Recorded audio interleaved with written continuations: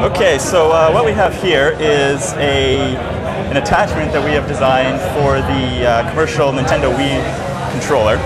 And the purpose of this attachment is to extend the remote's battery life by capturing electricity generated from kinetic movements from when you're actually playing the games.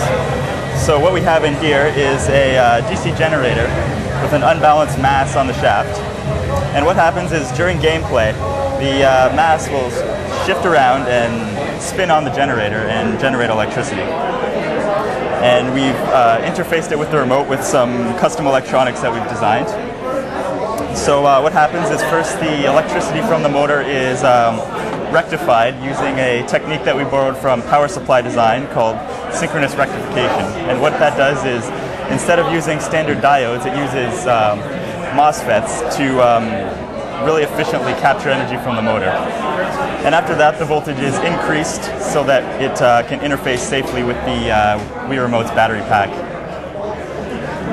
I'm just going to go through a bit of the design aspect of the actual device. Well, firstly, our prototype is a bit heavier than we would like. We're using plexiglass, which is in itself a pretty heavy material.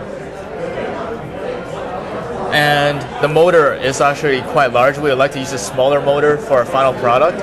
So we'd like to roughly get the weight of this down to an extra set of batteries, which is roughly 50 to 60 grams.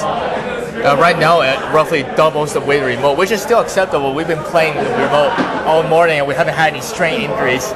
So it's acceptable, but I would say it's a marginal weight right now. Comfort-wise, it fits. We used a wrap-around design, which it fits hands of many users. Right now, my fingers have some clearance. You have bigger fingers, you have less clearance, but we designed it such that you would need quite large hands to actually fill a gap. And it doesn't change the way the user plays the remote. You can play boxing, play tennis. It all works. It's fairly sturdy. It's glued on with acrylic.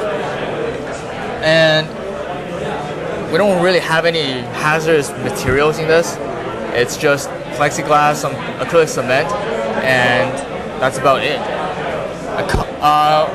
Commercially, we would like to see this device sold for roughly $10 to $15, which will put us very competitive with the rest of the market, which all average above $20.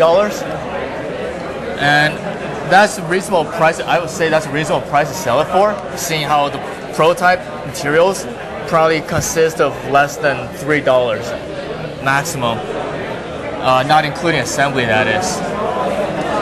And wrap it up. Wrap it up. Go ahead. Okay. And for our final product, we would just like to see that the remote be made more robust and make it more compact. And because this is quite large, it's just a prototype. As long as it's more compact, lighter, and generate more electricity, I think this will be a winner.